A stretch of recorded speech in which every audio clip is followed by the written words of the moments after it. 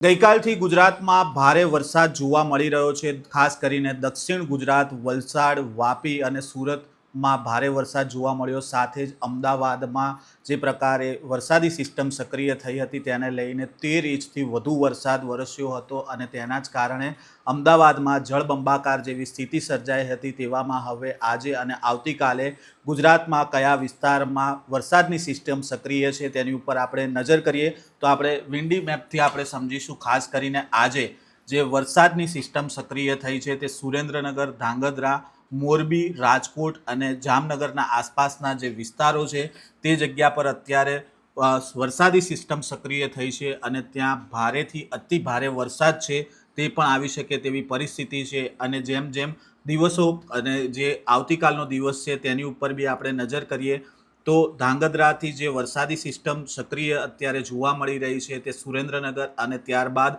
વિરમગામ પાસે પણ જોવા મળે છે અને ત્યારબાદ આવતીકાલે શનિવારના દિવસે આ વરસાદી સિસ્ટમ ફરી એકવાર અમદાવાદ તરફ આવતી જોવા મળી રહી છે। ખાસ કરીને આપણે જોઈ શકીએ છીએ કે અમદાવાદ, ગાંધીનગર, વિરમગામ, વડોદરા આ જે વિસ્તારો છે ત્યાં ભારેથી અતિ ભારે વરસાદની પણ અત્યારે આગાહી જોવા મળી રહી છે। ધાંગધ્રામાં પણ અત્યારે તમે જોઈ શકો છો કે જે પ્રકારે વરસાદી સિસ્ટમ સક્રિય થઈ છે તેને લઈને ત્યાં પણ ભારે વરસાદ પડી શકે તેવી સ્થિતિ છે।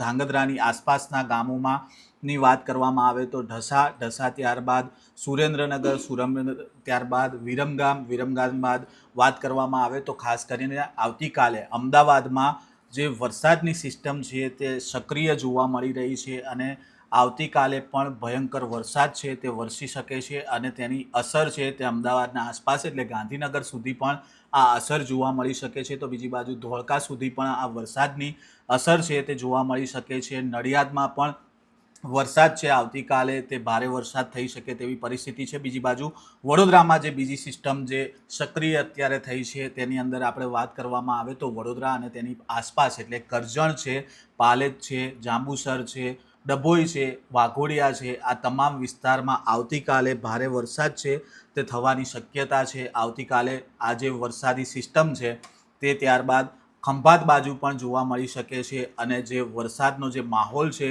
તેને લઈને હવે જે વરસાદી સિસ્ટમ જે સક્રિય થઈ છે તેને લઈને કહી શકાય કે આવતીકાલે પણ અમદાવાદ માટે ભારે દિવસ છે। આવતીકાલે અમદાવાદ અને વડોદરામાં ભારે વરસાદ છે તે આવી શકે તેવી પરિસ્થિતિ અત્યારે વિન્ડી મેપ પરથી જોવા મળી રહી છે। ખાસ કરીને ગઈકાલે જે અમદાવાદ અને સુરત અને જે દક્ષિણ ગુજરાતના જે વિસ્તારો હતા ત્યાં ભારે વરસાદ પડ્યો હતો અને તેના કારણે જળબંબાકાર જેવી સ્થિતિ જોવા મળી હતી અને તેવી જે ગઈકાલે જે વિન્ડી મેપમાં જે સિસ્ટમ દેખાતી હતી તેવી જ સિસ્ટમ હવે શનિવારે જોવા મળી રહી છે એટલે આવતીકાલે પણ અમદાવાદ માટે ભારે દિવસ કહી શકાય છે। આ પ્રકારના સમાચાર સાથે ફરી મળીશું। નવજીવન ન્યૂઝ સાથે જોડાયેલા રહેજો।